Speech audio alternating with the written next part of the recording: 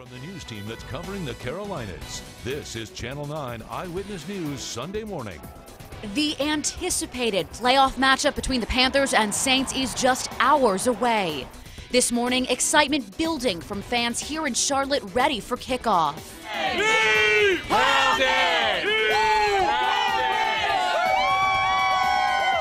Right now, both teams just waiting to see who moves on and whose season is over. Plus, bitter cold temperatures causing water main breaks across the area, creating headaches for residents. The repairs still underway this morning, and when some could get their water turned back on. Good morning, I'm Elsa Gillis. And I'm meteorologist Vicki Graff. And if you are in bed right now, stay in bed because it's going to be another cold day. It is, and it's even colder this morning than it was this time yesterday, and we're really not going to warm a whole up as we go throughout the afternoon. We're 13 now in Charlotte, but a lot of neighborhoods just dropped into the single digits, including Albemarle at 4 degrees, 9 in Monroe, 6 in Wadesboro, 3 in Salisbury, 2 in Boone, and 2 in Morganton. It is cold, and there's only a light breeze right now, but that's making it feel like we're around 7 in Charlotte, below 1 in Shelby.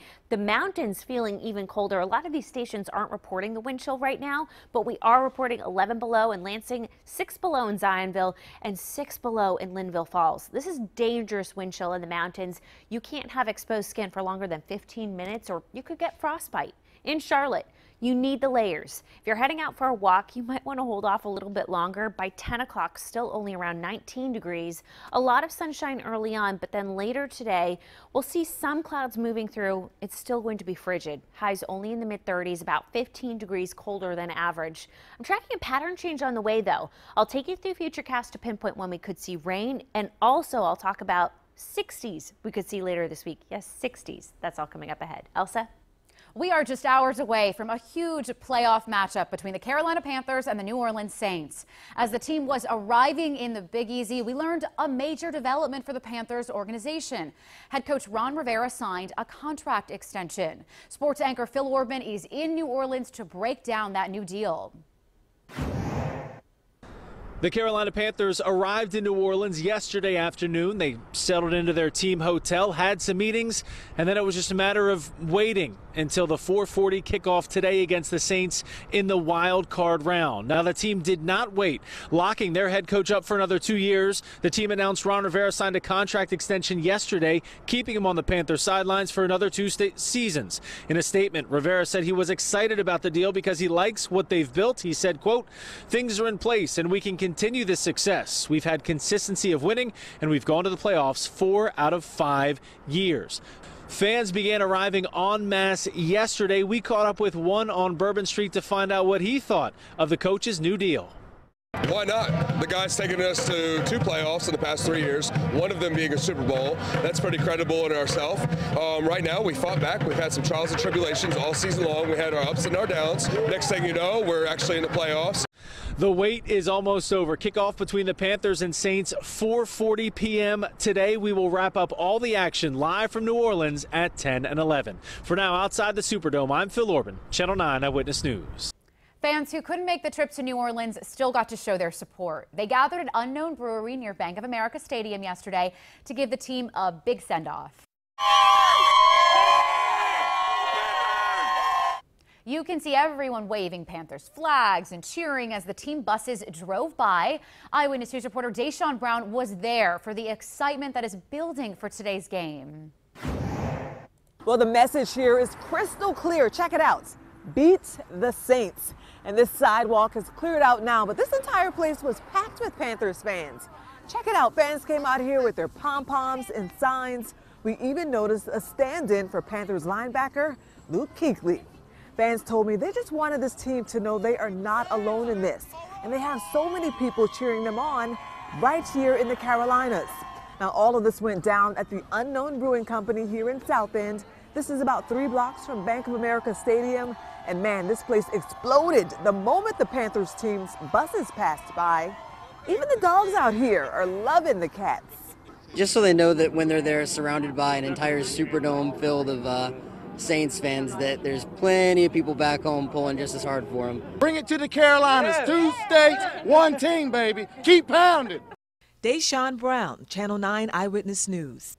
Our Panthers coverage continues throughout the morning. You can also find more information about today's game online at WSOCTV.com.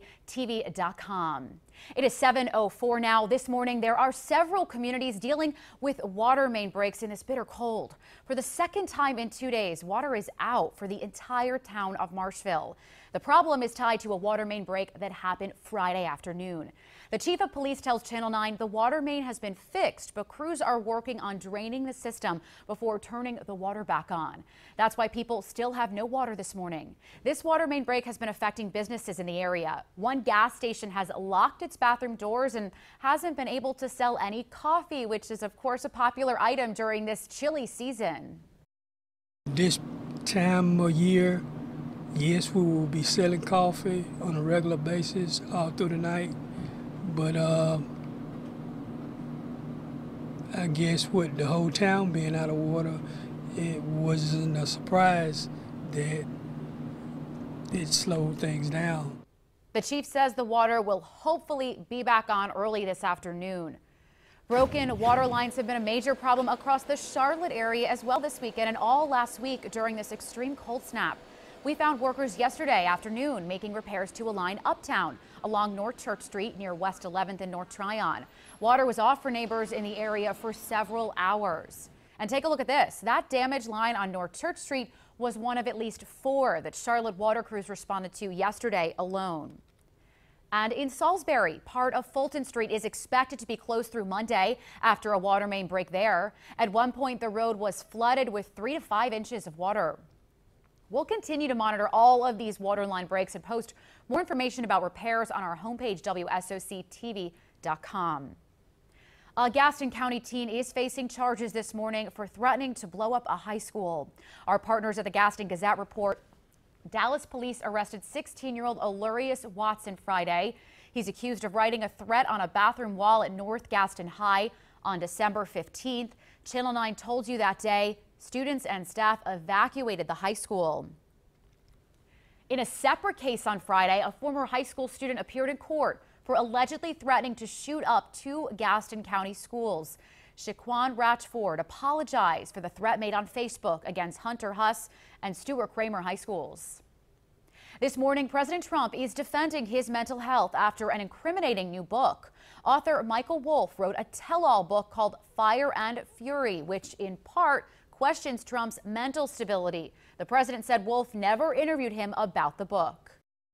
I think it's a disgrace that somebody's able to have something, do something like that. I did a quick interview with him a long time ago having to do with an article. The president's defense began yesterday morning on Twitter, where he called himself a stable genius who got elected as president on his first try. While at Camp David this weekend, the president laid out his agenda for 2018. He says his focus remains on building the wall along the Mexico-U.S. border, immigration, and North Korea. President Trump said he is open to a peaceful solution and would be willing to talk directly with North Korean leader Kim Jong-un. He knows I'm not messing around. I'm not messing around. Not even a little bit. Not even 1%. He understands that. The president also said he won't sign legislation to protect hundreds of thousands of dreamers unless Congress agrees to overhaul the immigration system. Some states are looking to make tax changes themselves after the federal tax overhaul. Officials in New Jersey and California are looking at the idea of people making charitable donations to the state instead of paying certain taxes. That's because in high tax states, residents will owe the IRS more because of a new limit on how much they can deduct for state and local taxes.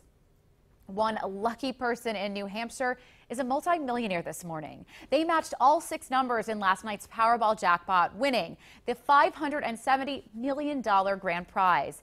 It is the nation's 7th largest jackpot.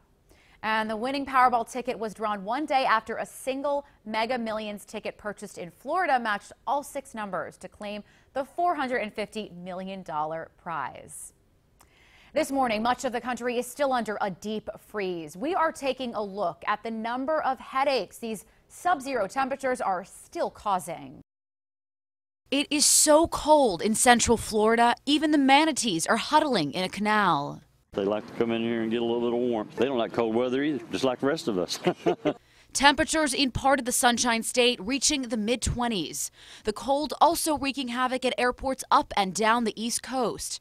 In Charleston, South Carolina, one of 2 runways finally reopened after a rare snowfall. We're not equipped like you would be, say, in Boston. We expect this kind of weather maybe once every 10 years. Normal service expected this morning. At New York's JFK Airport, a backlog of flights led to long tarmac delays. One woman spent 7 hours stuck idling on the runway. I think everyone's just doing the best that they can in this situation. We understand that, JFK is kind of like a logistics disaster area right now. In North Philadelphia, in the meantime, a tragic end for firefighters battling not just the elements, but also a row house fire. 2 people killed, including a firefighter who died after part of the structure collapsed. Every one of our firefighters and paramedics, every day on every shift, put themselves in harm's way for us. We will be there for his family forever. In Chicago, with Lake Michigan on ice, an eerie skyline and an empty Windy City, a few brave souls taking on Mother Nature. And in Vermont, the cold weather too much for avid skiers. Killington Resort, one of the most popular in the Northeast, closed due to the Arctic air. It's expected to reopen today. The time now is 7:10, and you are taking a live look outside from our Lake Norman cam as the sun comes up this Sunday morning. Meteorologist Vicki Graff has an update on your chilly forecast once again from Severe Weather Center 9. And we've had ideal conditions overnight for these extremely cold temperatures. Clear skies across the Carolinas, but I'm watching this next system. This is still more than 700 miles west of Charlotte, but it's heading this way, and that's going to bring us some actually welcome changes as we head towards the start of the work week. For today, though, our top threat on our threat tracker is that cold. We're in the single digits and teens this morning, and with a light wind, it's making it feel like we're below 0 in the mountains and even some neighborhoods west of Charlotte. It feels extremely cold. The rain chances stay low for today, and I'm tracking just a small chance for showers here in Charlotte tomorrow, but there could maybe be a brief window of some wintry weather in the mountains. I'll have more on that coming up.